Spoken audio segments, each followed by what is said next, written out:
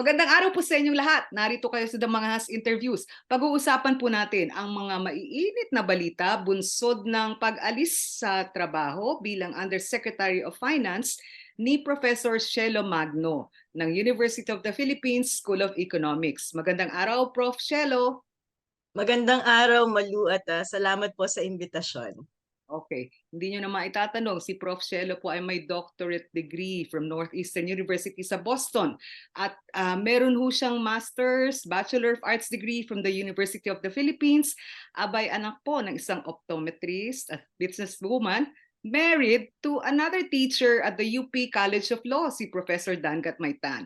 Magandang araw, Dr. Shelo. So, ilang araw, isang linggo halos, ano po, matapos nang kayo'y umalis sa pwesto. Inalis, umalis, natsugi, naglayas. Ano ba nangyari?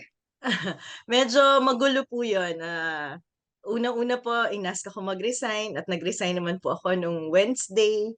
Nung Friday, last week, nakatanggap po tayo ng sulat mula sa Malacanang na ako daw ay nag-expired. So, kung ano man po ang talagang nangyari ay masaya po akong bumabalik sa University of the Philippines. Okay.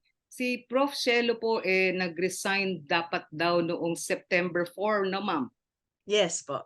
Opo. Pero nagkaroon ng statement si Executive Secretary Lucas Bersamin na yung termination nyo ay nag-expire na, parang delata, parang hotdog, parang gano'n.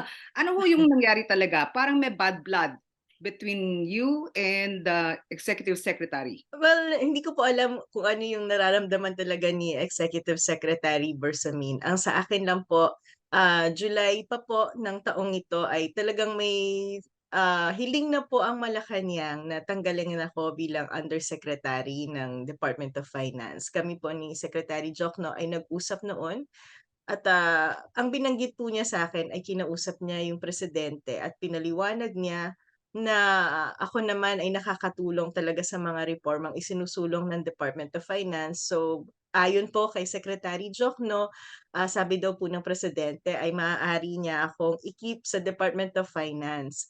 Ngunit alam ko rin po dahil nung oras na yon ang trigger ng pag-uusap ng Pangulo at ni Secretary Jokno ay yung mga Facebook posts ko Mhm. na ginawa ko namang public actually nung ako'y naimbita sa DOF at bago lumabas ang appointment ko mula sa Malacanang, ginawa ko po talaga yung public for everyone to see.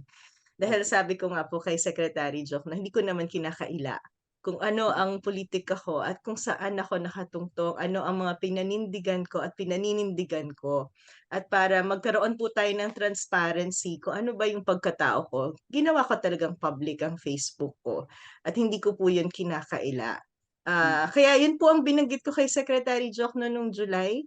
Bakit ko tinanggap yung pwesto? Knowing na si PBBM ang nanalong presidente, nirerespeto ko po ang opinyon ng taong bayan at naniniwala din po ako na kahit sino ang nasa pwesto, kahit sino ang nasa Malacanang, yun naman pong hinaharap na problema ng bayan ay di nawawala. Parehas pa rin po yun. At Okay.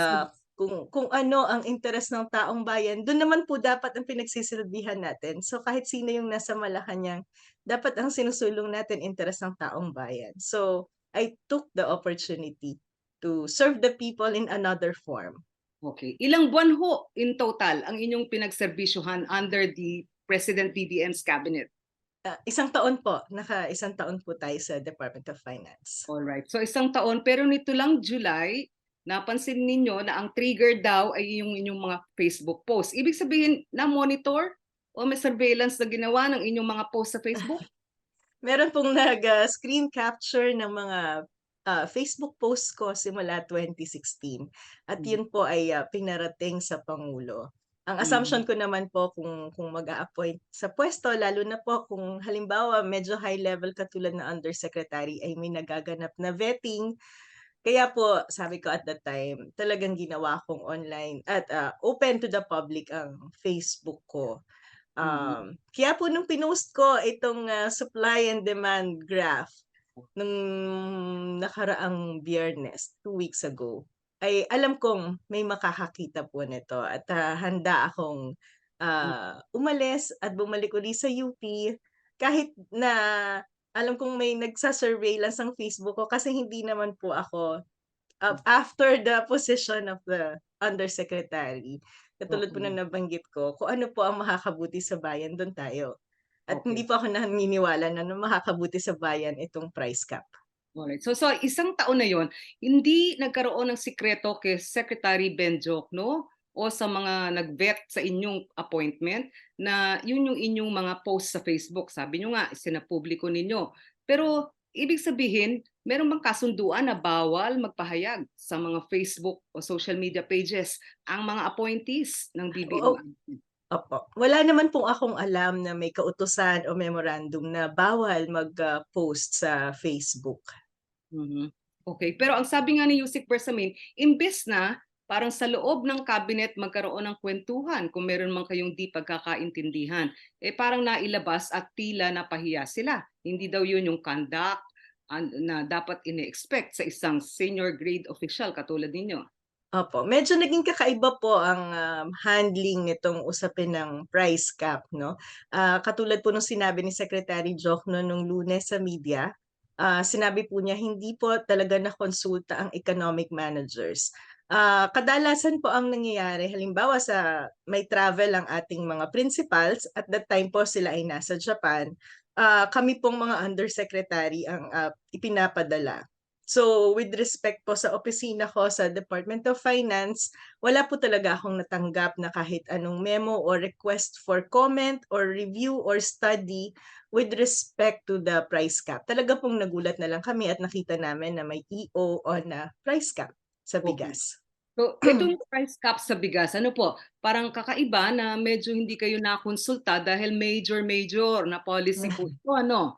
At kung titingnan natin yung sequence of events, parang hindi naman yata dapat kayong hindi nakaalam dahil August 29, may stakeholders meeting sa Malacanang, si Pangulo, tungkol sa bigas at ibang agri-products. August 30, nag-meeting naman sa House Speaker, si Speaker Romualdez sa mga grupo ng apparently mga importers, yung pong PRISEM, ano.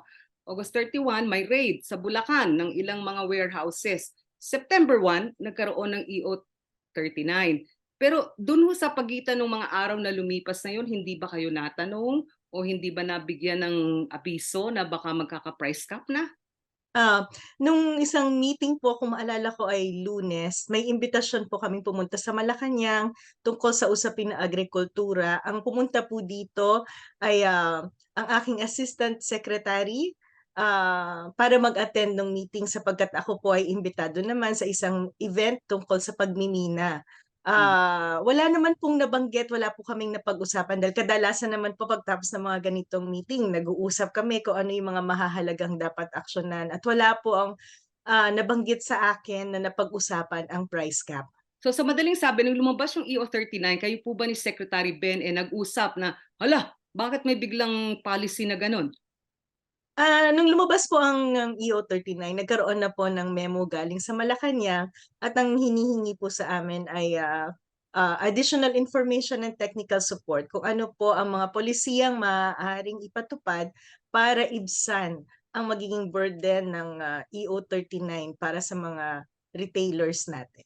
Okay. At pag-usapan po natin yung inyong parang kakaibang opinyon ano sa price control itong sa bigas particularly. Yung graph na supply, demand and price. Pakipaliwanag nga po ba? Ano yung concern ninyo? Opo. 'Pag po tiningnan natin yung graph, mukhang napakasimple ng kwento nito 'no, kasi 3 linya lang.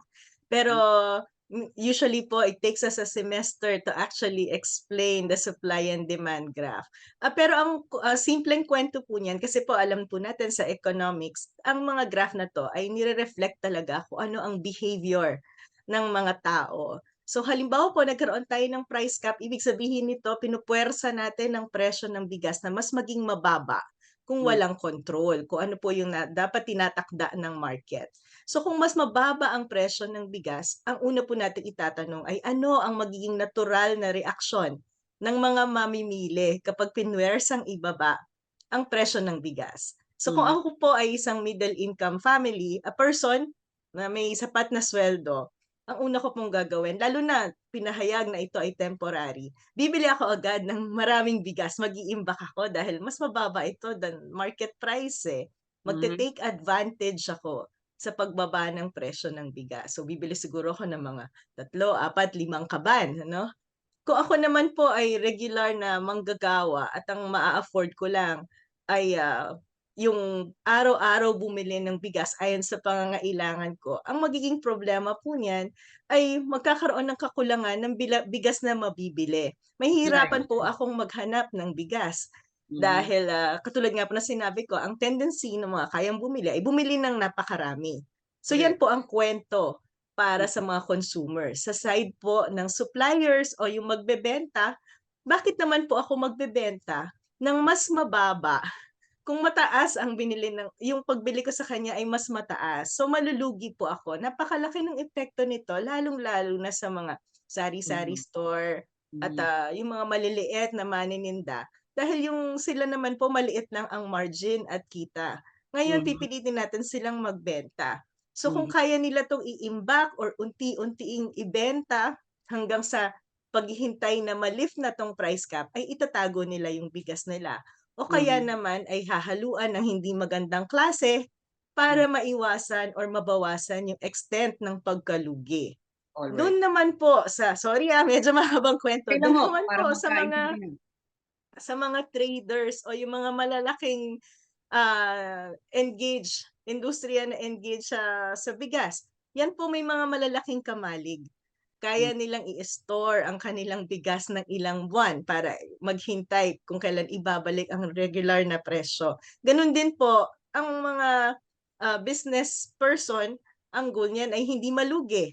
So kung hindi nila ibebenta yung bigas nila sa mababang presyo dahil ayaw nilang malugi, yung kabila naman maraming gustong bilhin dahil mababa ang presyo, ang problema po natin diyan ay shortage. Wala Hmm. tayong mabibiling bigas. Okey.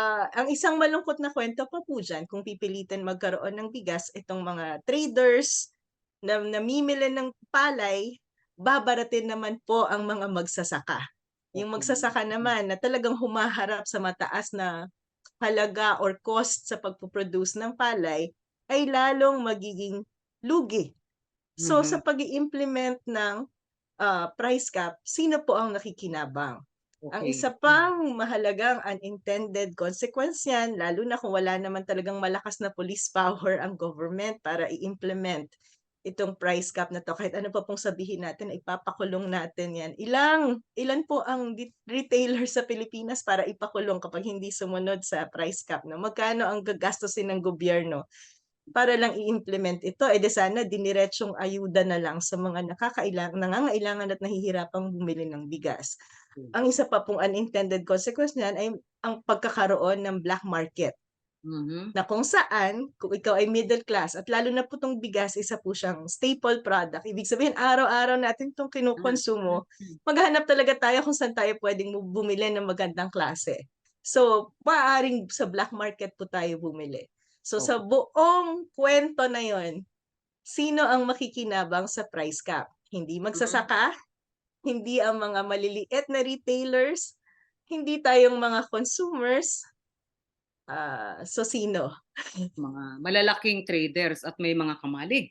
Ngayon, Ah, matanong ko lang po, Prof. Cielo, ang nadinig namin at ang nangyari 'no, after ho nung mag-take effect yung EO 39 nung September 5, nakipag-meeting ang DILG, DTI, DSWD sa mga local government officials, ano po, at tila ang kanilang hiling, magbenta ng bigas na 41 pesos at 45 pesos regular and well-milled. Yun po yung bigas na parang pantaong bayan, hindi yun yung special na bigas, ano po.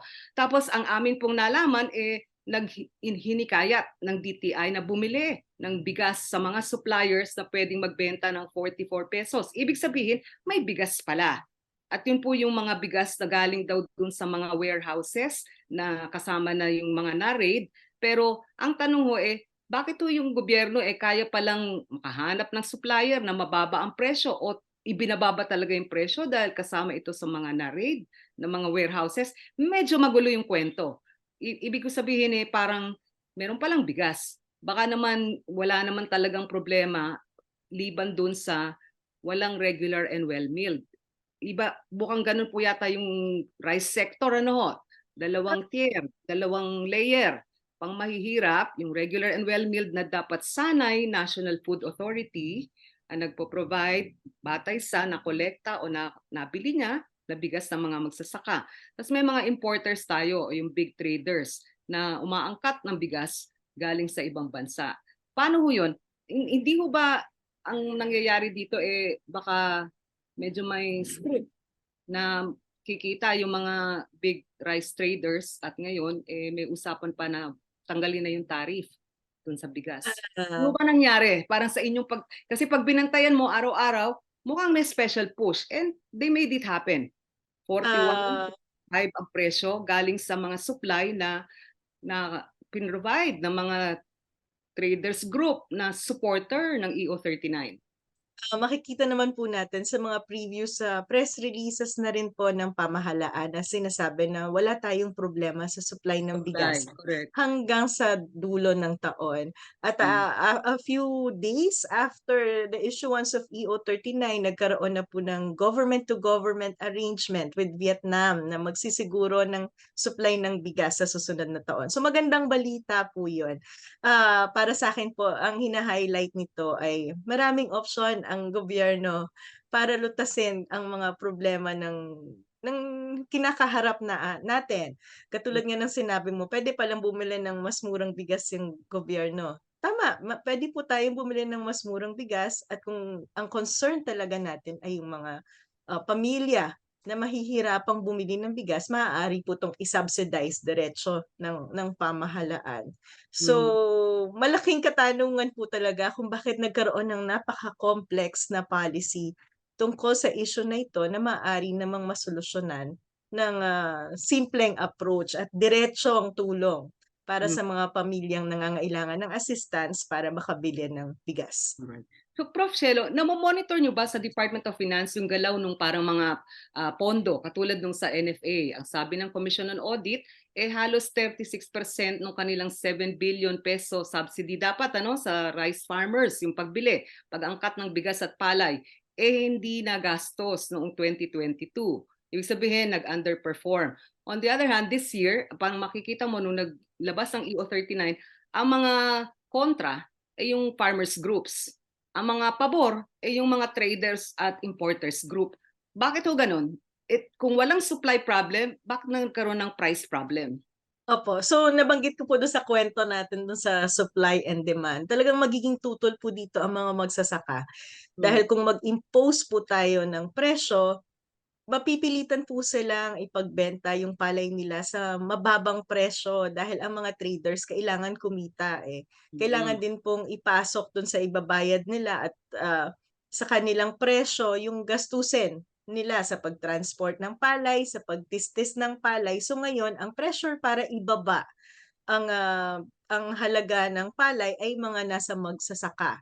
At ang Mm. mga magsasaka naman po natin, alam natin halos subsistence po 'yan. So wala po silang magagawa, kailangan mabenta ang palay para meron silang panggastos, mapipilitang magbenta sa napakababang halaga. So yun Mm. po talaga ang malaking issue dito sa price cap. Kaya po talagang hindi ko maiiwasan mag-post nung graph ng price cap.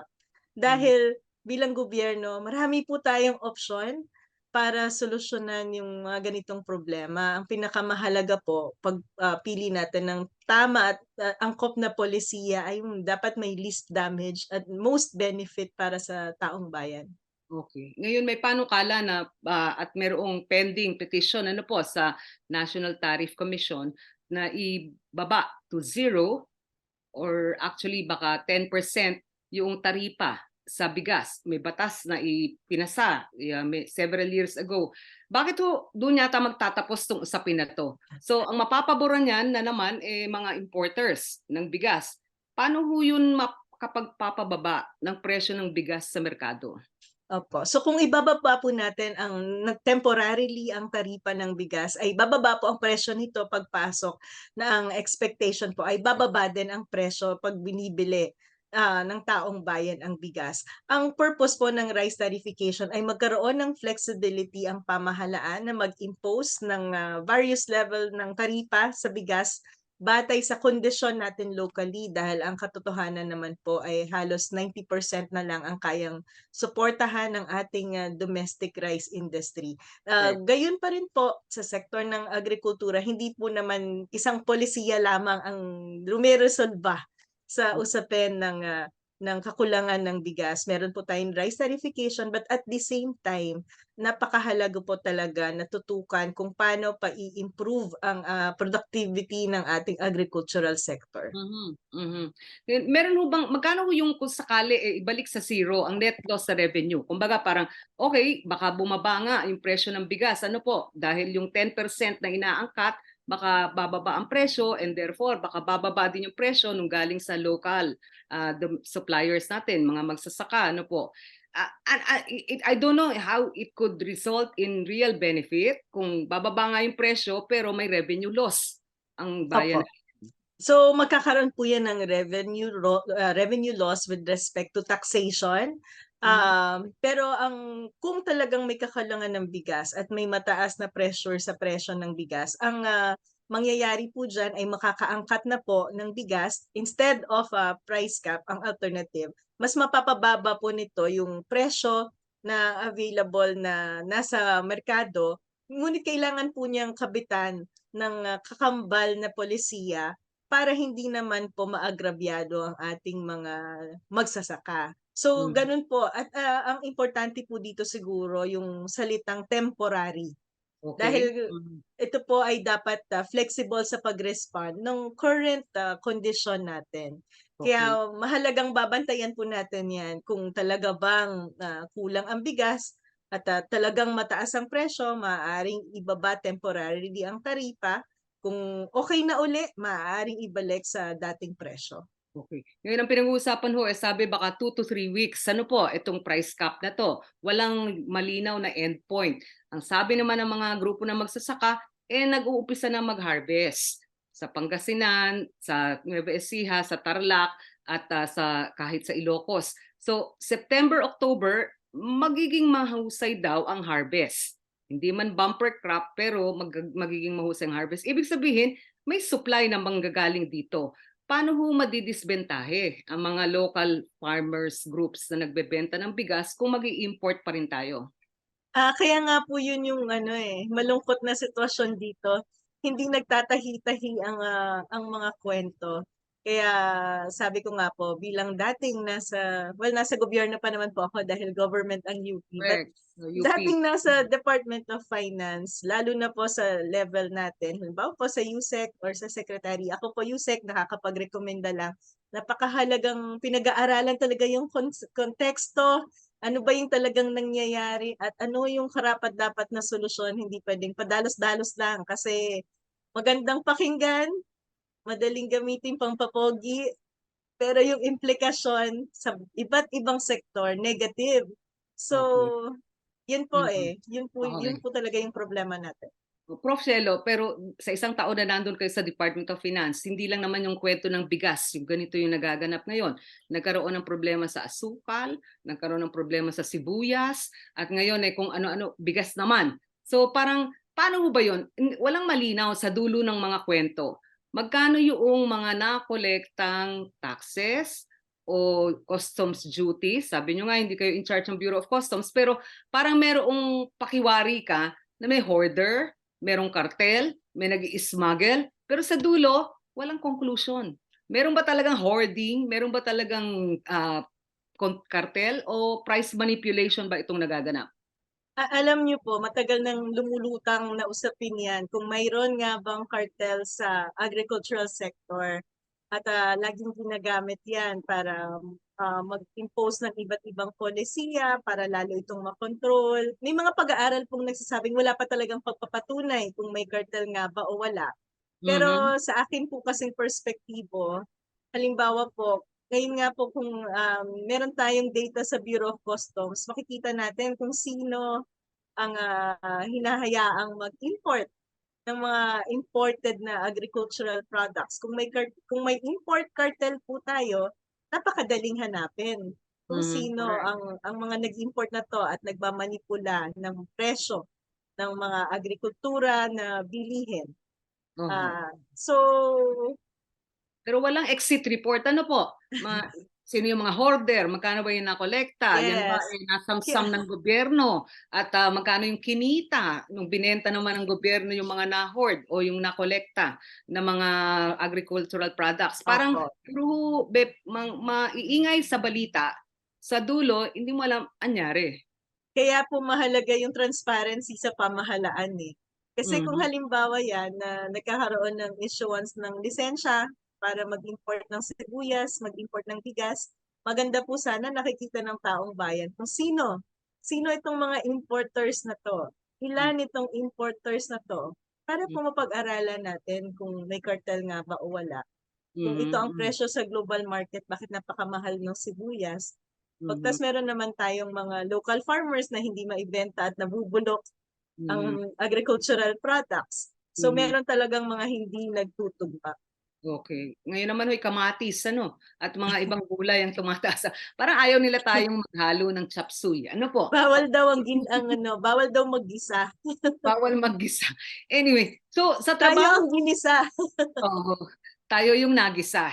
Sa trabaho niyo po sa Department of Finance, tila medyo mahahalagang komite o proyekto o programa ang inyong tinutukan, fiscal policy reforms. Ngayon, meron tayong create law at nabanggit ninyo sa unang mga panayam ninyo na parang okay na sana kung sino yung exempted at hindi exempted. Suddenly, merong parang abiso na review ulit. Ano ba yung nangyari at ano tong create law? Opo, ang Create Law po ay isang reformang isinulong nung nakaraang administrasyon. Napakahalaga po ng batas na 'to dahil nagsusulong ito ng transparency and accountability sa paggagawad ng incentives. Ito po yung hindi ka magbabayad ng income tax, mas mababang rate ang babayaran mo dahil sa ine-expect na economic impact ng isang industriya sa Pilipinas. Bakit Mhm. po 'to mahalaga? Kasi kapag po natin pag binibigyan po natin sila ng mga income tax holiday, ito po ay may opportunity cost. Ibig sabihin, ito po ay mga tax na hindi nakolekta ng gobyerno or hindi kokolektahin ng gobyerno na dapat sana magagamit natin sa pagbigay ng iba pang serbisyo katulad ng edukasyon, Mhm. ah, pangkalusugang programa. Ngayon po, kailangan natin mapatunayan na kung fino-forgo natin itong mga tax na makokolekta natin, ano naman yung benepisyo na makukuha natin sa kanila? Makakapag-create po ba talaga sila ng hanap buhay? Ganito po talagang kalaking investment ang dadalhin nila sa Pilipinas at magkakaroon ng malawakang economic activity. So yan Okay. po ang ginawa ng CREATE. Nilinaw din po niya lalo na po sa 'pag pinagkabit natin yung CREATE at yung TRAIN law na Mhm. isinulong din ng nakaraang administrasyon, na nilinaw naman ito yung tungkol sa value added tax. Ito po kasi ay isang consumption tax. Correct. So kung Mhm. consumption tax siya, ibig sabihin 'pag kinonsumo mo siya, magbabayad Mm. ka ng VAT. So Mhm. nilinaw po ng train law naman na ang VAT kapagka kinonsumo mo sa ibang bansa, natural dun po siya Bata. in-export natin yung good, hindi po natin siya iba-VAT kasi hindi naman dito kinonsumo sa ibang bansa. Okay. Sinabi din po nito. So lahat po ngayon ng mga industriya, maliban dun sa may mga exemptions talaga specific sa law, ah, Mhm. lahat po ng domestic industry ay dapat nagbabayad na ng VAT. Kasi Okay. ang target market natin ay yung mga nandito sa Pilipinas. Mhm. Ngunit patuloy po na may pressure mula sa domestic sector na Mhm. bigyan ang ilang kumpanya ng patuloy na benepisyo at Mhm. zero VAT rating. Pero ngayon po dahil dun sa pag-amyenda ng mga batas natin sa tax code, pinagbabayad na sila ng VAT. So, Mhm. may mga ilang inisyatibo pa rin po at pressure na ibalik yon at Okay. tinututulan po natin yon. So, may mga ilang issue din po na meron po kasi tayong VAT credit eh. Medyo mahaba-habang explanation Oo, yan. okay. Yung konsepto ng VAT. May mga concerns din yung ibang industriya natin sa kanilang pag-refund ng VAT credit nila na medyo talagang nadidelay naman. Mhm. So, simula po nung taon na to, nung Department of Finance ako, inutusan po ako ni Secretary Pascual at ni Secretary Jokno na ayusin yung problemang yan. So napakarami po talaga nating na-produce na regulations, issuances, katulong ang DTI, ang Bureau of Internal Revenue, para linawin at mapadali at Mhm. malutas yung mga problemang inihain sa atin related sa CREATE. So in Ah, short, sininsin ninyo, no, yung itong create at train law, pero sa kabila nun, meron pa rin naglalabi na sana naman kami kasama sa exempted, whether kumpanya yan o industriya. Sa Opo. usapan po ng tax holidays, actually, ang nasa batas at mukhang talaga ngayon, nag-e-enjoy ng mga tax holidays, real estate sector, BPO. Meron pa ho ba na parang tipong mga naghihingi ng special treatment na wag na kaming isama dyan? Bigyan kami ng tax incentives o holiday at saka Opo. non-bata. Ano Ah, ho yung mga ang kagandahan po ng sistema ngayon ay sa pag-coordinate po ng DTI, Department of Finance at ng iba pang ahensya, meron po tayo nung tinatawag natin na listahan, Investment Priority Plan.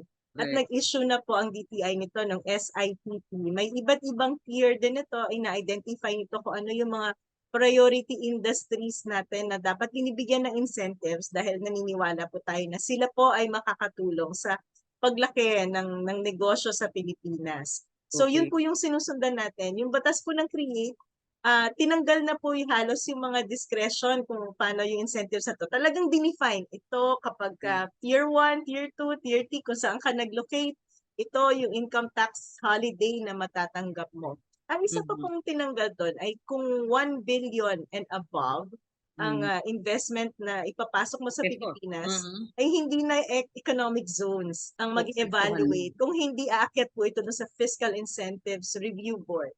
So, Okay. nawala po yun sa mga economic zones. Mayroon pa rin pong ilang push na ibalik ito sa mga economic zones. So, Mhm. So, ako po ang pagtingin ko doon, naging maayos sana yung sistema at ang Mhm. kinakabahala ko lang, once buksan natin itong create law, dahil sa paningin po natin at nag-agree po ang mga economic managers dito, na-solve na natin yung mga issues ng create. At ngayon, kung bubuksan po ito uli sa Kongreso, alam naman po natin kapag dumaan yan sa Kongreso, maaring, halimbawa po ang Walang champion natin, katapusan. correct, ang champion po natin dyan si Congressman Joey Salceda. Alam natin na alam niya ang Correct. halaga ng Mhm. batas na to at yung integrity ng batas na to. But once we open it, hindi naman po natin talaga pwedeng pigilan at limitahan kung ano yung babaguhin ng Mhm. batas na to. So ako po hopeful na si Congressman Salceda ay talagang kayang bantayan at limitahan yung mga pagbabagong mangyayari. So, ibig sabihin, itong mga usapin na to na tinalunto ninyo nung kayo'y nasa DOF at hanggang sa ngayon ay nagpapatuloy na parang sarado na dapat pero binuksang muli na usapin. Ano po? Dun sa mga detalye, wala yung taong bayan alam. Ibig sabihin kung sino mabibigyan ng pabor sa mga issue na to, parang sa huli, talagang secret na lang ang mangyayari. And napansin po namin, tax holidays halimbawa po, no, sa ilang mga kwentong nagawa namin, abay pati sa mga pag-import, halimbawa ho, ng mga equipment o kaya yung heavy duty goods, elevator, mga ganon, supplies, nagke-claim sila ng holidays. Kumbaga, ang paggamit talagang naabuso. Paano ho ba 'yon? Kasama ho ba 'yon? Kasi kung sakali man, kawawa yung ating mga MSMEs Opo. na wala ng Ang pondo. kagandahan po ng polisiya ng CREATE ngayon ay nagkakaroon tayo ng cost-benefit analysis. So Okay. kasama po yan sa mga elemento na kinukonsidera natin kapag nagbibigay tayo ng mga incentives. So kung ito po ang mawawala sa gobyerno, ano yung benepisyong isusulong nila? At ang mahalaga din po dyan, may annual monitoring. So Okay. tinitingnan po natin kung namo-monitor, ginagawa ba nila yung commitment nila. Kung hindi nila nagawa, magkakaroon po ng suspension ng mga benepisyo na tinatanggap nila. So maganda po talaga yung nadulot ng batas na to.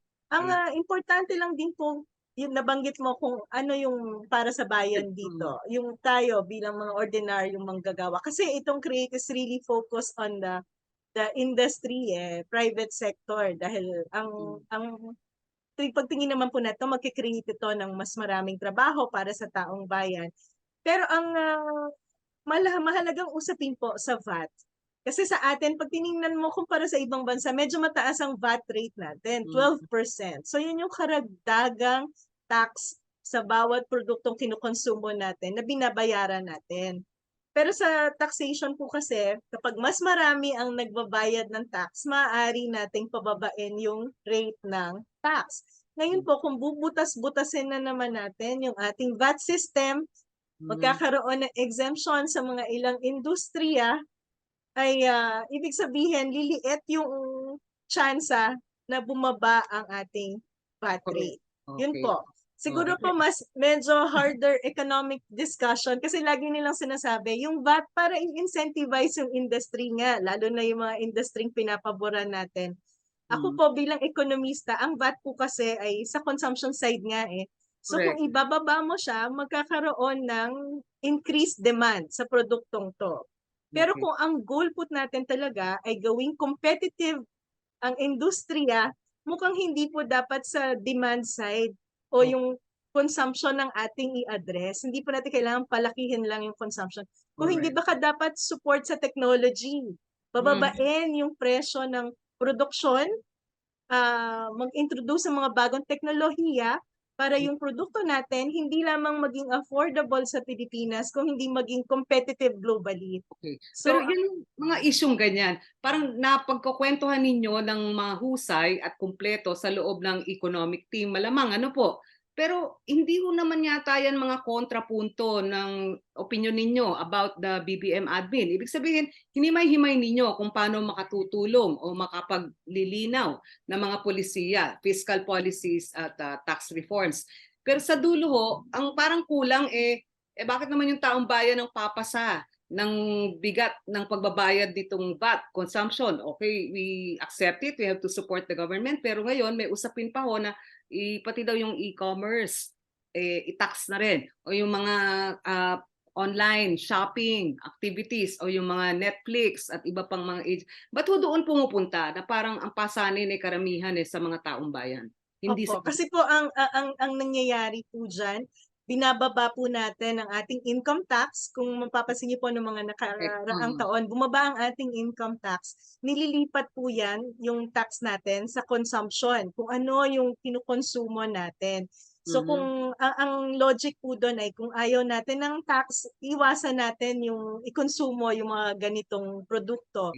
Kaya po sa VAT, exempted din po yung mga pangunahing basic commodities, hindi po yan katulad. nagkakaroon ng VAT, lalo na yung mga pagkain na galing sa palengke. Yan po Alright. ay walang VAT. Okay, ngayon punta tayo dun sa isang issue rin na under you, ano po, yung mining sector. Kayo po ay matagal na, mula 2013 pa yata, ano, kasama doon sa grupong tinatawag na EITI, yung Extractive Industries Transparency Initiative.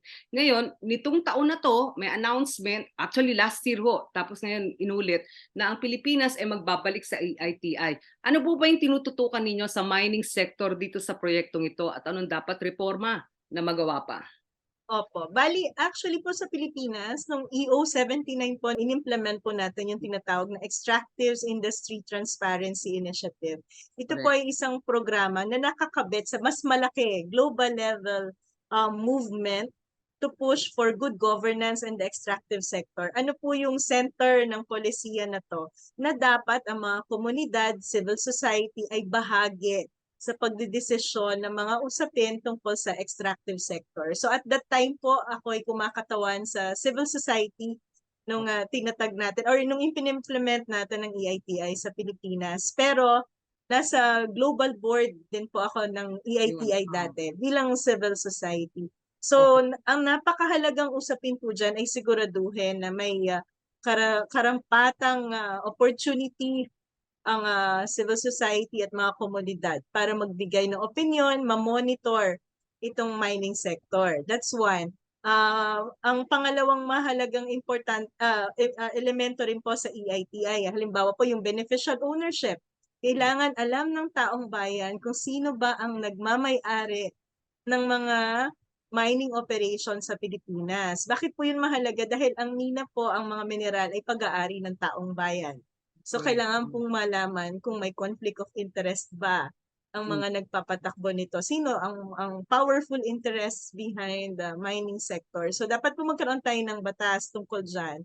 Mhm. Sinusulong din po natin na dahil tayo nga yung may pag-aari ng mga mineral na to, dapat meron tayong fair share sa kita mula sa mina. Sa kasalukuyan po sa ating tax rate, mga around 38 to 40% lamang ang share ng gobyerno mula sa kita ng mina. So, sinusulong ko po kahit hindi pa ako undersecretary na dapat Opo. itaas ang Okay. tax sa mining. Pakilinaw lang po ang sabi nila mayaman ang Pilipinas sa mineral ore at saka resources natin kasama na yung ginto, nickel, zinc, silver, copper, ano po. Pero sa totoo lang, ang sabi ninyo maliit lang yung nakukuha nating pera o tax dito sa mga mining companies na to. Tila hindi pa umaabot yata sa 8% ng total revenues ng ating bayan Actually, less than 1% po ng GDP natin ay galing sa mining. galing sa mining. At kung Oh. titingnan naman po natin dun lang sa kita, ang Mm. talagang, halimbawa po 100% profit, ang napupunta lang sa profit na to sa gobyerno ay halos 38 to 40%. Ngayon, Okay. kung ikaw ay ordinaryong mangangalakal or businessman at ikaw yung may-ari ng resource, papayag ka ba sa isang partnership na kung saan ang bahagi mo lang ng kita ay 38 to 40%? Kung All ikaw yung right. may-ari ng minerals. Okay. At Sa meron kang contractor na huhukay. Parang hindi um, po yata yun fair. okay. Sa isang pag-aaral po ng Austrade, tila daw $1 trillion ang untapped mineral resources ng Pilipinas. Pero ang operating metallic mines, 56 lang, 56. Ang operating smelter o processors o processing plant 7. Ito ho ay tumaas pa mula 2020 hanggang ngayon, 2022 dumaragdag. Itong 56 at 7 na to, sino yung mga may-ari? Sabi nyo beneficial ownership kasi malinaw naman na kasama sa kanila ang ilang mga politiko, political families at yung mga mayayamang negosyante. So this is a sector that is vested with a lot of economic and political interest. Sino Tama sila? po. Sa kasalukuyan po, wala pa talaga tayong malinaw na listahan kung sino talaga ang mga nagmamay-ari. Ang extent lang po ng makikita natin kung willing tayong magbayad sa SEC. Kasi may bayad yun, no? To get the Correct. SEC registration documents ng mga kumpanyang na to. Yung is first layer lang po ang makikita natin dyan. Pero pag usapin po kasi talaga ng beneficial ownership, minsan sa SEC registration, hindi natin makikita na kung sila ba talaga yung beneficial owners. Nung nasa civil society po ako, may isang pag-attempt to study at makikita natin na halos 6 layers ng dokumento yung kailangan nating hanapin bago matukoy kung sino ba ang tunay na beneficial owners ng mga minerals na to sa Pilipinas. If we are to offer solutions or reforms, ano mo ba yung inyong ideya? Sabi ninyo, sana may rehabilitation yung mga minahan bago lumayas yung ating mga minero at yung mga kumpanya. Pero yun ho ba hindi kasali? Kasi pag nagbigay ng permit ang Mines and Geosciences Bureau, ano ho ba yung kasunduan? Meron ba silang commitment na okay, sa 10, 25 years na nandiyan ka, at the end of the 25 years, magbabayad ka ng rehabilitation cost? O yun ba'y dapat upfront ibayad na? Yes po. Actually, isa po yan sa mga magagandang provision ng 1995 Mining Act. Kapag po nagmina ka sa Pilipinas ay dapat nagkakaroon ka na ng trust fund para i-rehabilitate itong ninang to. Ngunit naniniwala po tayo na dapat magkaroon din ng transparency kung paano na gagastos ang pondo, ano nga ba ang rehabilitation plan ng mga mining na to. Kasi ko ako po nakatira sa isang komunidad na apektado ng mina, ay gusto ko ring malaman, ginagawa ba nila yung trabaho nila? Nasisigurado ba nila na malinis yung tubig na iinumin ko? At Mm. may tubig ba akong makukuha sa poso? Kasi Mm. water intensive ang mining industry eh. So halimbawa po, simula under the 1995 Mining Act, I think meron ng 3 or 4 na mina na dapat na nagsara at Correct. na-rehabilitate. Ngunit, if you Google, sabi ko nga po, dapat public information to, very limited information kung ano na ba ang status ng rehabilitation ng 3 or 4 na mina na to. Nasa civil society pa po ako noon. Matagal na ako nagtatanong ng dokumento kung anong status ng rehabilitation ng mga operations na 'to, wala pa ring nangyayari. Ang Okay. isa pa pong mahalagang kasi nabanggit mo kanina, sa laki at sa dami ng mineral sa Pilipinas, 56 lang ang ating mining operation 'no. I think this is a very important, consideration na kailangan nating tinitingnan. Hindi po ibig sabihin dahil napakarami nating mina sa Pilipinas ay huhukayin na rin natin 'tong lahat. Mhm. Dahil hindi po ito sa ibang bansa po madaling sabihin 'yan dahil lalo na kung ang mineral ay nasa disyerto.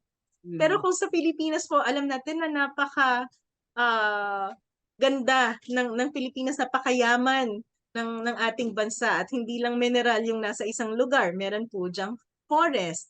Mhm. Yung ibang sektor ay maapektuhan ang pangingisda dahil alam naman po natin kapag nagmina nagiging maputik, aagos 'yan sa karagatan.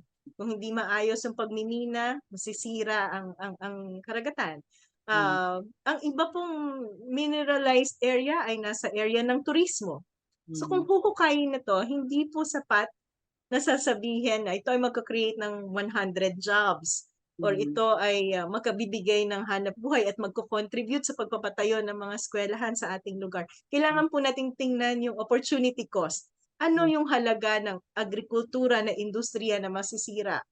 Kapagka Yan po ay kakaibang pagtingin pero napakahalaga. Kaya po mhm. sa polisiya ng gobyerno, kung ikaw po ay nasa gobyerno, kailangan mong maging malinaw. Bakit Mhm. natin isinusulong ang mining? Ano Mhm. ang tax na dapat nakokolekta natin? Gusto lang ba natin silang palakihin, paramihin, hukayin ang lahat ng mineral?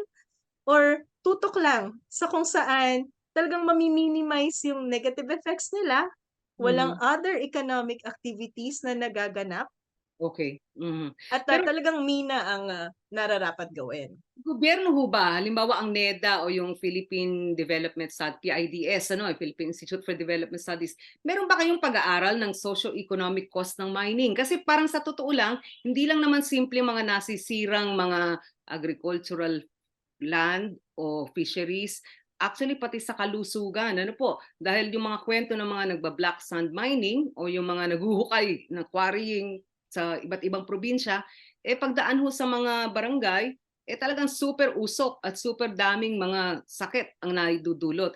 Meron bang ganong pag-aaral ng gobyerno na do we really need it and ano yung dapat eksaktong kolektahin na Oh, tax?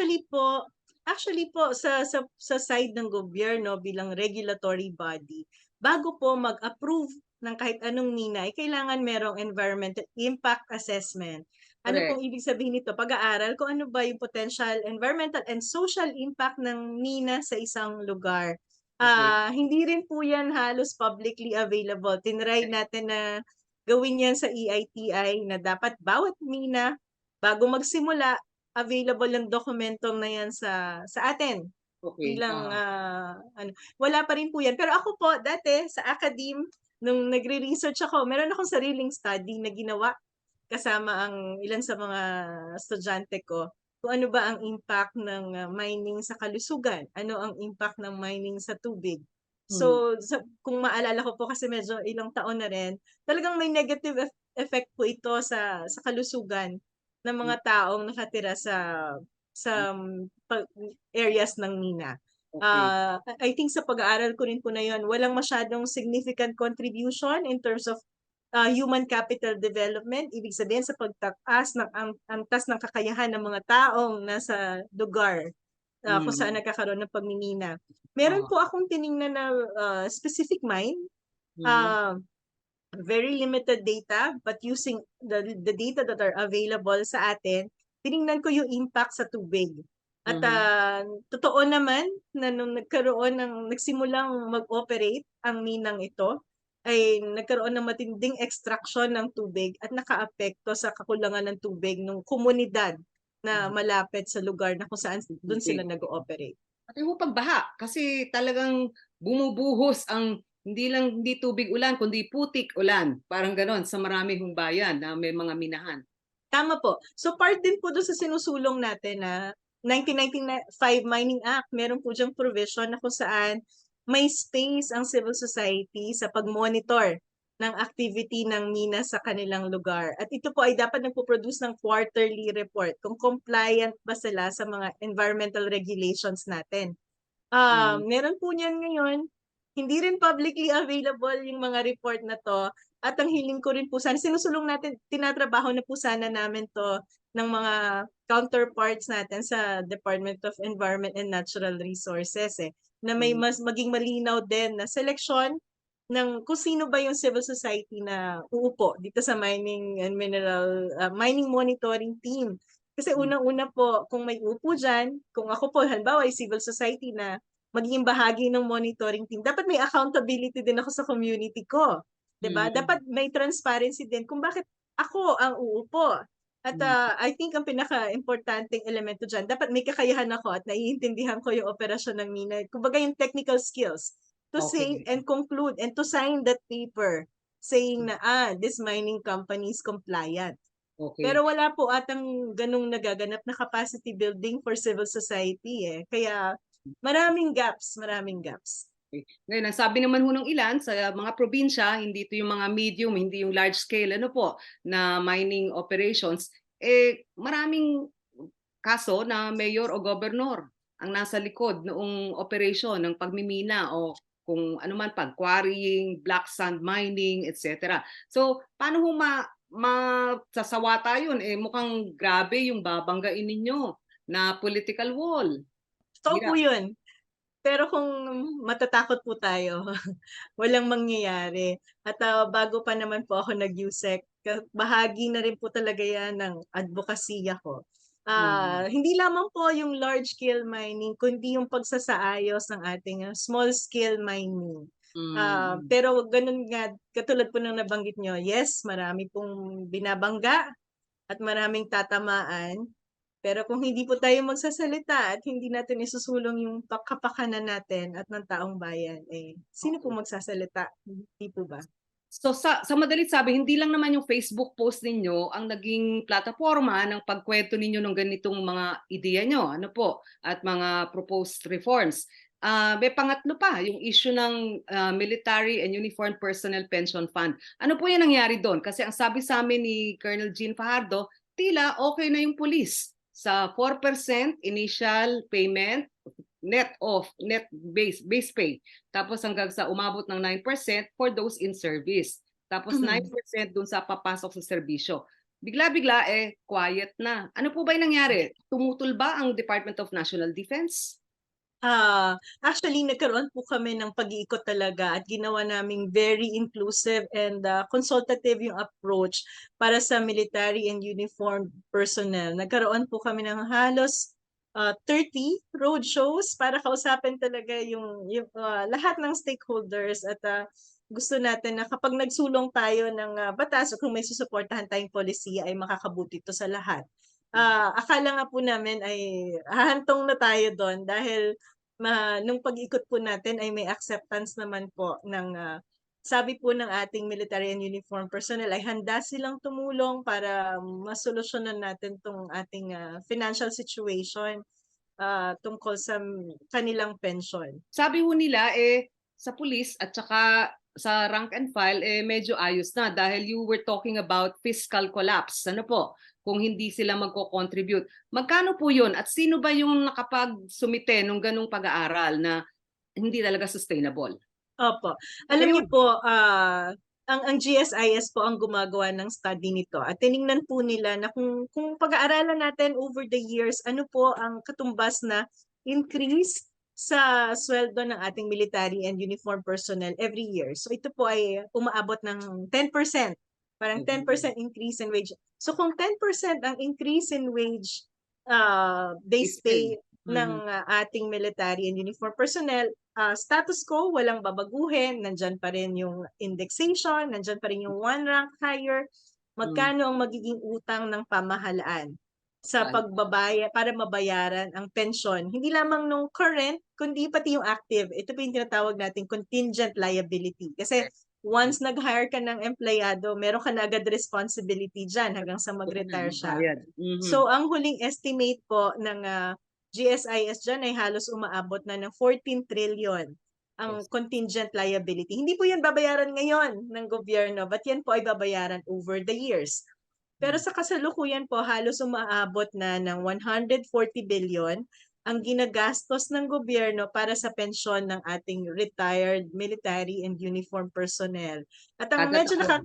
opo, at Kada ang taon. nakakahaba taon-taon at ang nakakabahala do'n, yung gastos sa pension ay mas malaki pa sa Correct. nagagastos para sa operating and capital expense ng ating MUP. So Mm. kung sa usapin ng modernisasyon, medyo nakakabahala po 'yan. Kasi ibig sabihin mas malaki pa yung ginagastos natin para O sa pensyon kaysa dun sa maaaring nalalaan sa modernisasyon ng oo. military and uniform pensioners. So sa pag-ikot po namin, pinaliwanag namin 'yan sa ating um, military and uniform personnel at naunawaan naman po nila. Kaya nung mga oras po na yon, mukhang magkakaroon na nga ng agreement tungkol sa contribution.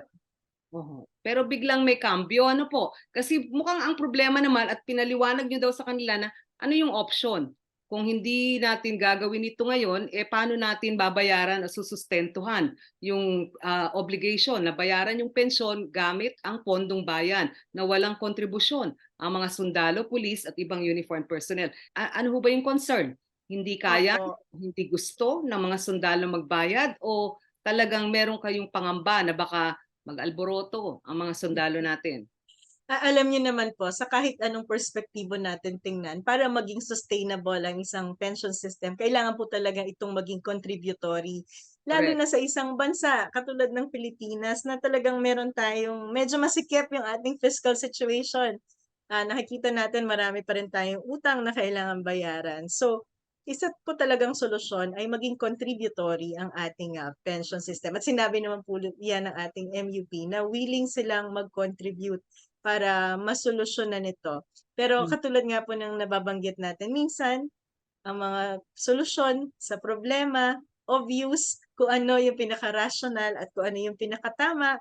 Pero pag nag-undergo na ng political meal, ito po ay nababago, Mm. naiiba, dahil sa maraming kadahilanan. So, ah, isa pa rin po sa binanggit natin, pinag-aralan na rin po at inilatag ng team ng Department of Finance dati ay halimbawa po, tinignan natin yung sweldo ng ating military and uniform personnel. At tama naman po, yung iba sa kanila talagang sagad-sagad na ang tinatanggap buwan-buwan dahil sa dami ng utang ng Mm. na loan ng ating military and uniform personnel. So ang proposal po sa Department of Finance ay katulad ng ginawa natin sa mga teachers, magkakaroon po ng loan restructuring. Bibilin po ng GSIS yung kanilang mga utang para mas mapahaba pa yung oras ng kailangan nilang bayaran 'to. So ibig sabihin bababa ang premium na binabayaran monthly, puwede ring ibaba ang interest para mas makaluwag sila buwan-buwan. Um, Mm. Sabi rin po natin, pag-usapan natin hindi naman po kailangan yung immediate 9%, Mm. maaaring i-transition ito. So nandun na po yung direksyon ng pag-uusap noon. Ang hindi malinaw ngayon ay anong estado nitong reforms sa MUP Pension Fund?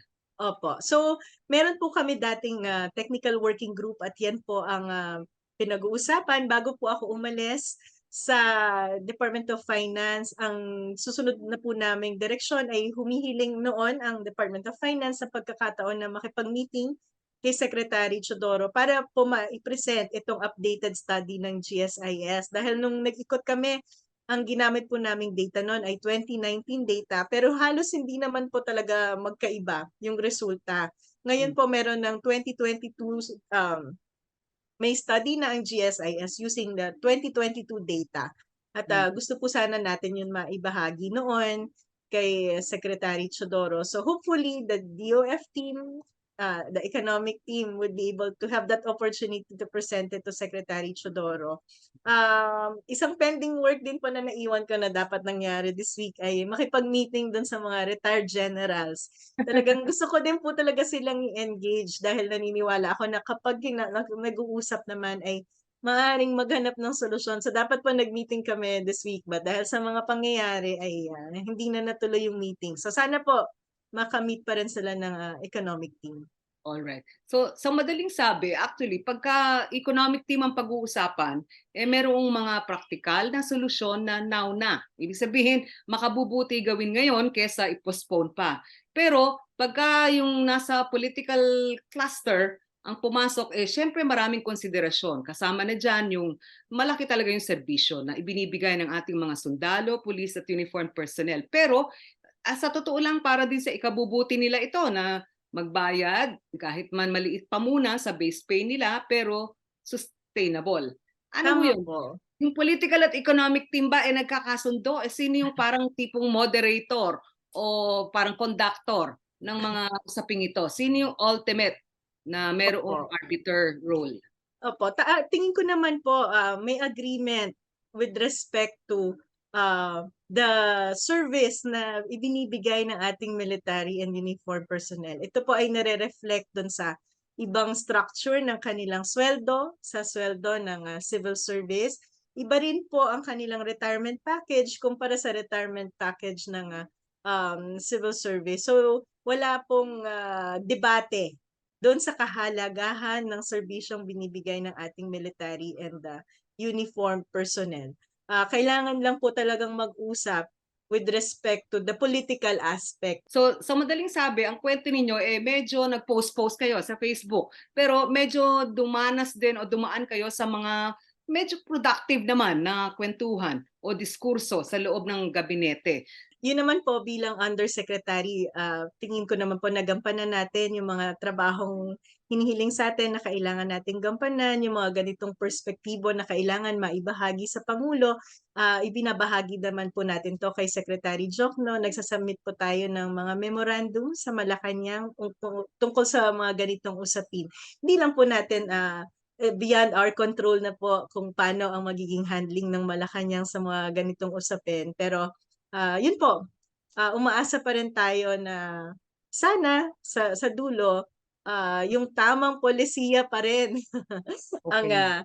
ang mananaig. Din nga nakakalungkot, sa kabila ng lahat na 'to talagang sinabi pa nagkaroon pa ng, hugot si ES na si Executive Secretary Bersamin na ako ay against sa policy ng gobyerno. So kung ito po yung mga polisiya na sinusulong ko, medyo kinabahan po ako dun, na kung Mm, ito yung tema ng mga polisiya na sinulong, sinuportahan, tinrabaho ko habang ako ay nasa gobyerno, kung ito mm, pala ay taliwas sa interes ng pamahalaan, mhm, ang mm. malaking question mark sa akin, ano pala yung interes ng Malacanang ano? Baka sayang yung trabaho nyo, pero kasi medyo makulit daw kayo at kakamping daw kayo. So, may regret ba kayo? At meron ba kayong parang pagdududa na may mali yata kayong nagawa? Wala po akong regret, wala po akong pagdududa. Sabi ko nga po, ang sarap ng tulog ko sa gabi. Mm, Dahil from the very beginning, I was very transparent. I-Google niyo lang po yung pangalan ko. Ang dami kong mga interviews before. aha, Very honest po ako on where I stand on issues and on policies. At malinis po ang konsensya kong nagbitaw sa posisyon. Masaya akong bumabalik sa UP. At ang interes na sinusulong ko lamang po ay yung interes ng mga makakabuti sa taong bayan. So, oh, wala pong lungkot na nararamdaman. Very thankful po ako sa mga nakatrabaho ko sa gobyerno dahil kadalasan po, dahil dati student activist din ako, madalas nating awayin ng gobyerno pagka gobyerno sinabi natin, nilalahat natin. Sa mm, experience ko po habang ako ay nasa DOF, marami pong matapat na lingkod bayan na ginagawa yung kanilang trabaho para mapabuti ang mamamayan. At very thankful po ako sa experience na yun. pero kay Secretary Diokno, meron ba kayong huling kwentuhan? Paano na? Meron ba siyang parang tipong na overrun yata siya ng mga events, ano? Yung price control sa bigas at saka itong ES statement na parang telling him na now na ang expiration ni Opo. USEC law. Napaka-busy tao po talaga. Mahirap po talagang maging head ng economic manager, ng economic team. Nagkwentuhan naman po kami at malinaw po sa aming dalawa na wala naman kaming samaan ng loob. Nagpasalamat po ako sa kanya sa pagbigay ng oportunidad na magtrabaho sa Department of Finance. At malinaw naman po sa aming dalawa na ako po ay hiniram lang ng Department of Finance sa UP School of Economics at ngayon po ay binabalik na niya ako. So, Kaya hindi kayo maayos po expire. ang aming hiwalayan. Wala kayo expiration date dahil tuloy pa rin Ah, ang serbisyo ninyo sa Opo, UP. Ano po? wala pong expiration dahil hanggang ngayon po ay civil servant po ako at tenured faculty po ako ng UP. Medyo unusual yun, ano po, na yung statement ni Secretary Bersamin, expiration. Natanong niyo ba si Professor Dangat Maitan, ano ibig sabihin nun? Meron bang ganun? I mean, that's the first time I'm hearing it. Parang walang ganung nomenclature, ano po? You are Opo, either fired or you resign or you're suspended opo. or terminated. Actually, nung natanggap po namin yung sulat na yun po yung pinag-usapan namin ni Secretary Jokdo. Kung ano nga ba yung ibig sabihin ng expiration dahil first time po na-encounter yung ganong term sa tagal ng serbisyo ni Secretary Jokno sa gobyerno. Nevertheless, nung nag-usap naman po kami doon, malinaw naman na sa amin na ako ay babalik na sa School of Economics at yun po ang tingin ko rin na nararapat na solusyon na sa sitwasyon na 'to. Ang economic team, ang daming tao galing sa UP School of Economics. Ano po? Si dating BSP Governor Felipe Medalla, si NEDA, Director General RC Balisacan, at of course si Secretary Ben Jokno. Pero mukhang ang nakuha ninyong suporta galing din sa UP School of Economics. Ano ba yon? Medyo may konti bang division of the ranks? Sa School of Economics po, wala naman po. Talagang, winelcome po nila ako at masaya sila sa pagbabalik ko. Gano'n din po sa School of Economics, talagang ito po ay usual, event na sa amin. Talagang may malalim at madalas na talakayan, madalas ang pagkakaroon ng disagreement sa uusap, mga posisyon sa various issues, pero nandun pa rin po yung respeto bilang colleague. So magkakaroon man kami ng iba't ibang pananaw sa iba't ibang issue. I think yan po yung mahalaga na kultura sa University of the Philippines eh. Kahit Okay. ano pa ang ating pananaw, meron tayong kalayaang ipahayag kung ano yung ating saloobin at nagkakaroon ng very healthy debate. Okay. Kaya excited akong bumalik. Pero parang in a tight spot si Secretary Ben Jokno. Ano po? Parang kasi sa nangyari sa inyo, hindi man niya intended at nagtapos kayo. Sabi ninyo na on friendly terms. Pero parang ang hirap humarap sa kapwa mo ngayon, professor sa UP School of Economics dahil ito yung naging ganap. Opo. Well, marami po talagang challenges at saka mga tricky problems na hinaharap he is the Secretary of the Department of Finance. But he's been in government since 1986. Ilang beses na po siyang naging pabalik-balik, iba't ibang ahensya. So, alam niya kung paano yung best approach sa sitwasyon na to. It's probably not even an issue dahil may mas Correct. marami pang malalaking problema na dapat tayong pag-usapan at solusyonan. Ang final question ko po, itong Maharlika Investment Fund. Okay, so parang nagro-roadshow ang ating economic managers ngayon para mag-invest yung mga tao doon. Pero sa kabilang banda, ang context nito lumalaki naman yung ating utang, trilyones na. At kumukonti yung revenue collection na in the foreseeable future. Paano ho yun? Ito bang Maharlika, may pag-asa bang magkaroon ng malaking tagumpay? O dapat bantayan? Accountability and transparency lens, anong dapat? Napagkwentuhan nyo ba yan ni Secretary Ben Jokno? Hindi po, wala po sa portfolio ko ang Maharlika nung ako ay nasa Department of Finance. Batas na po ito. We can only wish na maging successful po ito at makatulong talaga sa pagre-raise, padagdagin ng kita ng pamahalaan para mabawasan na po ang ating pagkakautang. Hmm, Bago pa po ako mag-join sa Department of Finance, ako po ay supportive sa pagkakaroon ng Sovereign Wealth Fund. correct. Medyo naiba-iba na po itong Maharlika Fund. Pero binabalik ko po yun sa konteksto na ang support ako sa Sovereign Wealth Fund ay kakabit sa advocacy ako sa issue ng mining. Dahil ang mining po, non-renewable resource, kapag hinukay natin to, dinideny po natin ang future generation para makinabang sa mga resources na to. Therefore, tayo, ngayon, sa paghuhukay natin, may responsibilidad na ang mga mineral na to ay maging kapaki-pakinabang. Ito yung tinatawag nating intergenerational equity Correct. So, isang approach po na ginagawa yan globally, global practice, halimbawa po sa Norway, na ilagay sa isang sovereign wealth fund ang mga proceeds o kita mula sa extractives katulad ng pagmimina para may yung kita ay maging kapaki-pakinabang sa future Correct. generation. 2 linggo mula nang umalis kayo, ano po? Halos 2 linggo. Kumusta naman ngayon? Mukhang mas masaya kayo at relaxed. Yes po, masaya po talaga ako at relax. Nagkaroon na po ako ng klase kahapon sa UP School of Economics.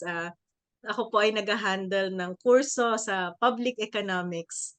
At maganda ang diskusyon namin ng mga estudyante ko kahapon. Pero bago kayo, may mga nag-resign na rin o umalis na sa serbisyo sa BBM cabinet. Ano po?